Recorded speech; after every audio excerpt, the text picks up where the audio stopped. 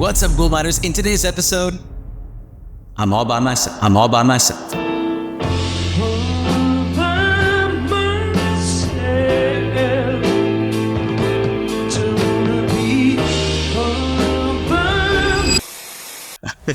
I was reminded today of just how important the power of a network and networking in real estate investing can be. And so I had some experiences that have happened to me over the last couple of weeks that have continually reinforced this idea. And so I thought, what a better platform than to just share with my listeners how building a network and networking have impacted my hotel investing journey. And hopefully you can take away some of these gold nuggets that I'm about to share with you and implement them into your own personal real estate investing journey.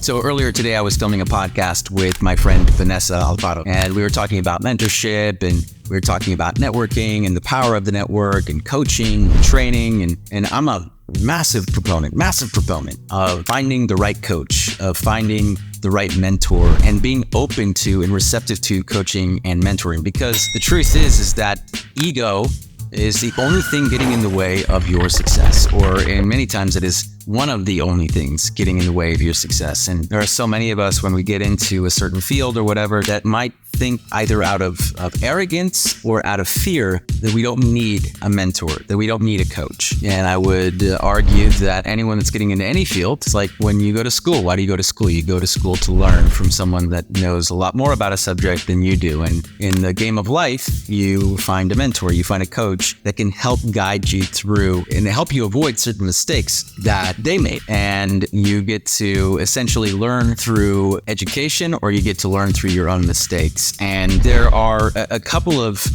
recent things that have happened to me. And as Vanessa and I were talking about this, I was like, hey, I gotta shoot this mini episode right now to just share with you how I have recently been re-exposed to just how powerful networking and how powerful building a network can be. Let's start with the power of networking. So early on in my hotel investing career, and by the way, this was way before I did anything remotely important in the hotel world, and this was a while ago now, I had a conversation with a friend of mine, Alana, and I knew that she was in multifamily syndication space, and I knew that was where I wanted to go. I knew that I had to learn about fundraising. I knew that I had to learn about putting deals together, and I knew that I had to really get exposed to that side of the real estate world.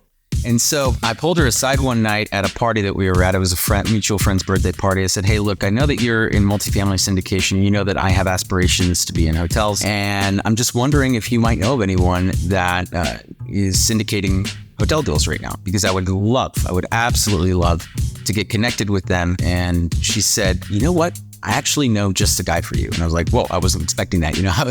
She immediately knew who to introduce me to. And so she introduced me to my buddy Daniel. And Daniel actually lives here locally in the Bay Area as well. So she connected us right away. We got lunch and we hit it off. It was a great conversation. And he pointed me in the direction of a couple people during that time that really have had a massive impact on my investing journey. After the lunch and everything, we obviously kept in touch. He's been checking in on me every once in a while. I brought him a couple deals that we were raising money for. And, as an investor, I was like, hey, do you want to, because he does invest in deals and stuff like that as well. And so we just kept in touch, right? Well, recently, Daniel reached out to me and he said, hey, bud, I'm wondering here, I have a friend of mine who's trying to sell a hotel in Ohio. And I said, oh, okay, well, that's interesting. And he gave me the specs. He told me the flag was, what the brand was, rooms and all that good stuff. And in that moment, I was like, hold on a second, that sounds like something like me and my team should buy. I was like, hold on a second, Daniel, you're saying it's this. He was like, yes. And I was like, hold the phone. Text my partners. I was like, guys, we need to hear about this deal immediately. And so that deal now is we're actively pursuing that deal. So I can't give away too much information, but I will eventually, once we close on it, I will absolutely give you guys more details. Or if we decide, or if we at some point in the due diligence phase, we don't go through with it or whatever, I can share more details. But right now, all I can say is that it is an amazing deal. And that deal never would have come into existence had I not, number one, talked to my friend Alana at a party and put myself in a vulnerable position by asking her for help. And I think a lot of people are just afraid to do that nowadays, which is weird. And I'm certainly not. I'm not very shy when it comes to that. I put myself out there, let people know what my goals and my dreams are. And I think that's one of the reasons why I've been able to achieve the level of success that I've achieved in any and all businesses that I've been involved with. And had I not had lunch with Daniel and kind of like continued to follow up with him and just kind of like nurture that relationship, stayed in front of him, top of mind, and not in like a weird or aggressive or like annoying way, just like in a casually checking in, how's it going? And obviously the power of Facebook and LinkedIn, by the way, is amazing, because all you have to do is friend someone and stay connected with them on those sites, and then they could just continually see your posts and success. And he knew what was going on. He wasn't oblivious to the fact that I was continuing on that path, and both through my personal efforts and reaching out to him, and in my passive efforts, just making those posts and staying in front of them. And so I think it's important to remember that you can really nurture a relationship from a variety of different angles, and that manifests it in a very fruitful relationship. And by the way, like, relationships in any industry should not be transactional. And so I am in no way, shape, or form saying like, oh, you should absolutely seek out relationships to juice them for all that you can get out of that relationship. That's not it, right? Like, I go into every relationship and every conversation expecting nothing, because like that's the way that those are my basic principles. I expect nothing, but also understand that in life, even though you don't expect anything, you expect that the work that you put in and day out, and you believe in the tactics and the way that you live your life and the values that you embody are going to bring things to fruition for you. And so I genuinely believe that, like, by networking and by putting myself out there and being vulnerable and making relationships and staying top of mind, that is going to bear fruit for me in some way, shape, or form. I don't know who, I don't know when, I just believe deep down in my core that it is going to happen. And so that's one example. And a second example is tangential in nature. When I was first getting started again in the hotel world, I was aggressively looking for anyone that I could find online that looked like they knew what they were talking about when it comes to hotel investment. Because let me tell you something, it is hard to find a person who is in the hotel world that is open to sharing their experiences and is giving away information online for free. And so I came across a couple of guys. Number one was Mike Ely, great guy, talk about him all the time. And the second guy was a guy who was much younger than Mike. No offense, Mike. Mike's still a young guy, but Sujay's like my age. It's this Sujay guy on Instagram.